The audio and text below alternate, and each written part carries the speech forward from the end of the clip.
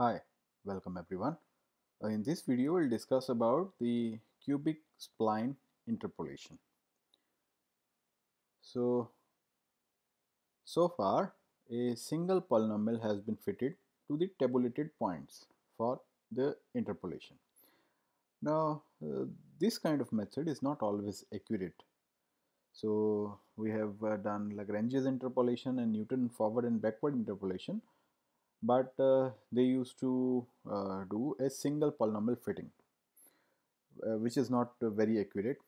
So and whereas spline interpolation, this is also called piecewise interpolation, a fit for every subinterval.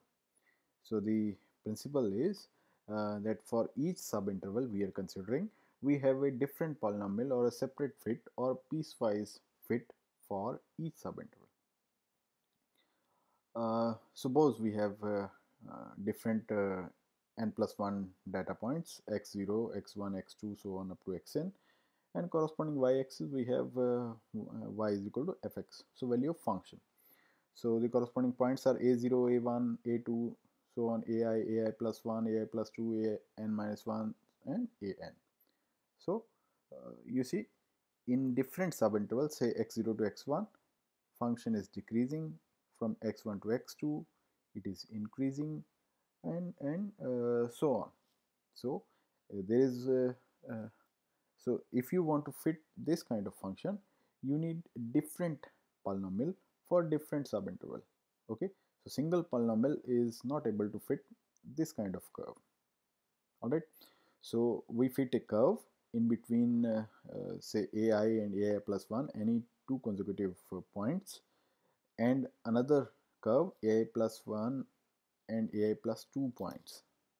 So these are two set of consecutive points. We fit between these 2 points such that the slope of two curves match it at ai plus 1. So ai plus 1 is the common point in between these two subintervals. So the slope of the two polynomials must match at this point.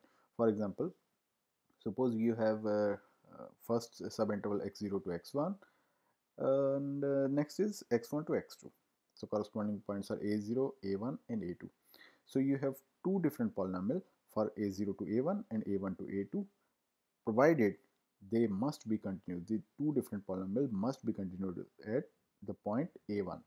Okay, so this is the type of condition for smooth variation of the different polynomials at connecting points. So these curves are commonly used cubic polynomials. Okay, so in general cubic polynomials are used. Higher order polynomials can also be used, but resulting graph will not be better. Okay, you can use single order, you can use quadratic, but they do not serve our purpose because they don't have this kind of bends or rise and fall, but whereas cubic has. But if you consider fourth order, then it will increase the complexity but will not help in increasing the accuracy of interpolation. Okay, so consider a problem of interpolating between the following points. So following n plus 1 points we have from x0 to xn and corresponding y0 to yn. Then we have assumptions of cubic spline function fx. It must be linear outside the interval x0 and xn. So we have a given interval x0 to xn. It must be a linear polynomial. The function must be linear polynomial outside the interval x0 to xn, whereas it is cubic in between the subintervals. Fx is a cubic polynomial in each of subintervals, and first order derivative and second order derivative are continuous at each point. Now since fx is a cubic in each subinterval, so f double dash x shall be linear. If you take derivative twice of a cubic function, it will be linear.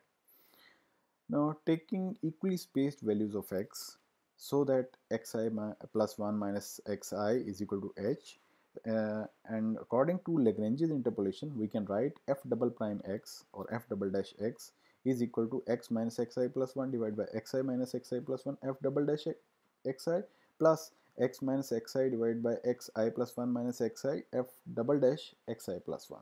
So by Lagrange's interpolation, we can write double order derivative of f using this equation.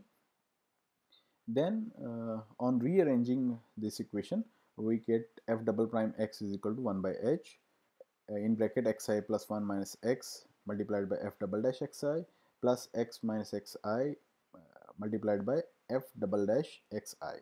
Okay, so this is on rearranging we will get. Now we have to find the polynomial, so we have to integrate this derivative twice. So integrating this equation twice, we get fx and we have this equation after integration, and where ai and bi are the constant of integration which we have to calculate. Now the constant of integration a and b are determined by substituting the value of y is equal to fx at xi and xi plus 1. So if you substitute xi, value becomes yi. If you substitute xi plus 1, value becomes yi plus 1. So similarly, on substituting these values, we get value of ai in terms of yi and f double dash xi, and bi in terms of yi plus 1 and f double dash xi plus 1. So substituting these values and writing and denoting f double dash xi is equal to mi. If you put I plus 1, it becomes mi plus 1. If you put I minus 1, it will become mi minus 1. So this is a substitution for simplification of the equation. So we have fx is equal to these four terms, equation number second. So this is our polynomial.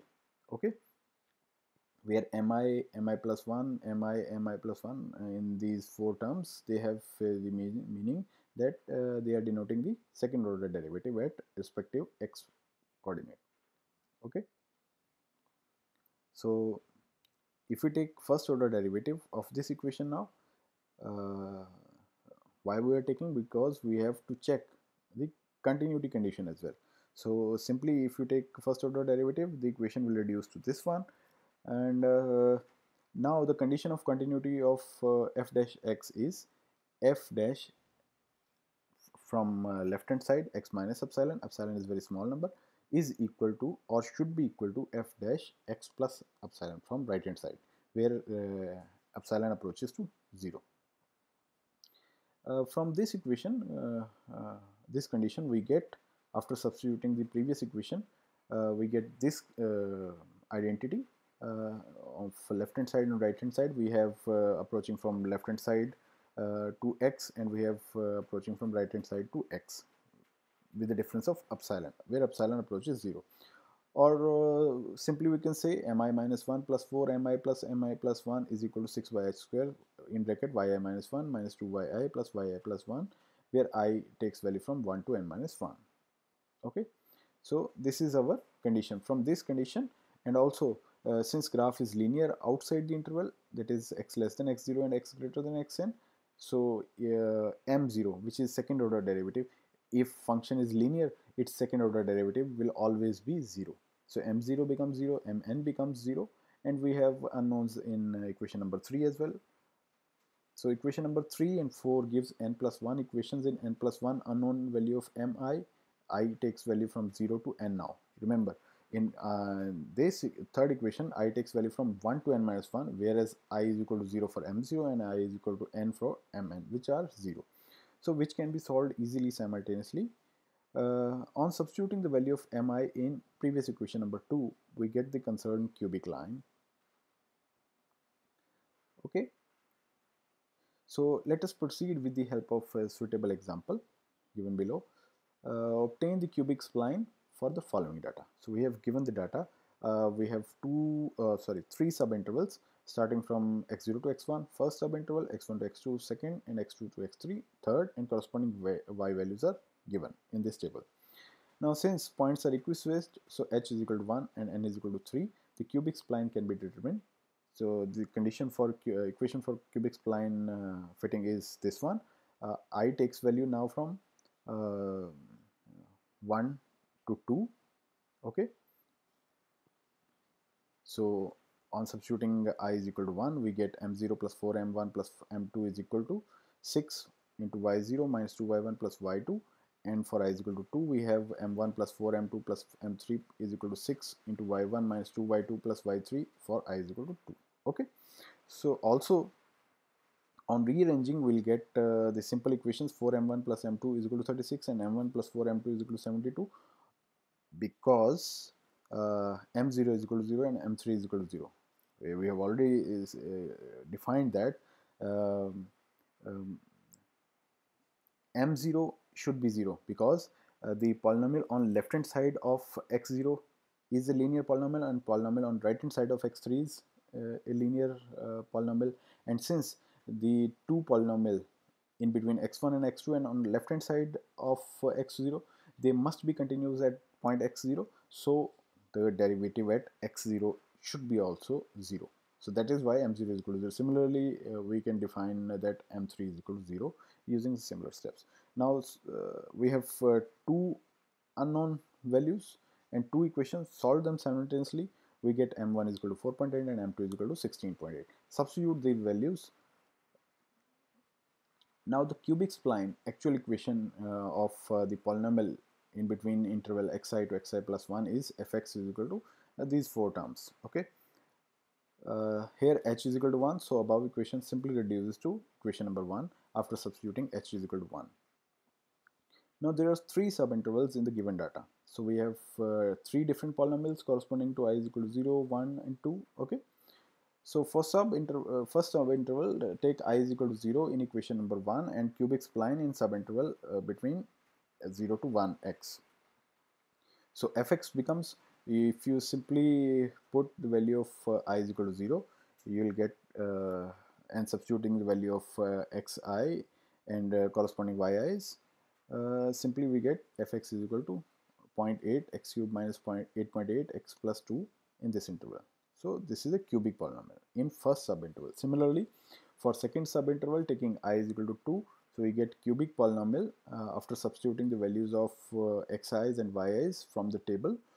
So fx comes out to be 2x cube minus 5.84 x square minus 1.68 x plus 0.8 in the subinterval 1 to 2. Similarly, for third subinterval, take I is equal to 2. So fx becomes, on substituting the respective values, fx comes out to be 0.8 minus 0.8 x cube plus 2.64 x square plus 9.68 x minus 14.8 in the third subinterval. Okay, so in this video we have discussed about the cubic spline method of interpolation. We have defined how to extract the cubic polynomial by the cubic spline assumptions, and then we have used a simple numerical for explaining the or fitting the cubic polynomial to the different subintervals of a given main interval. So in the next video we'll discuss about the least square approximation of fitting the data. So thank you very much. Thank you for watching this video.